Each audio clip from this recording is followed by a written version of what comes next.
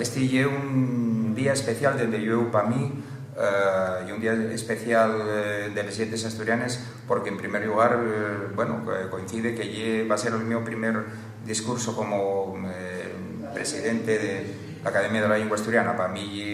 va a ser de sur un acto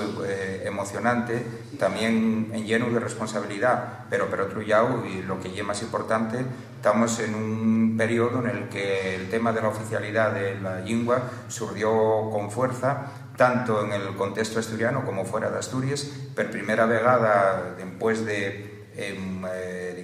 años y décadas de entamado el proceso de reivindicación lingüística en Asturias, pues la prensa a nivel estatal, fundamentalmente la prensa madrileña y de todas las tendencias editoriales, pues fechose eco de esta problemática cultural en Asturias. Estamos entonces en esta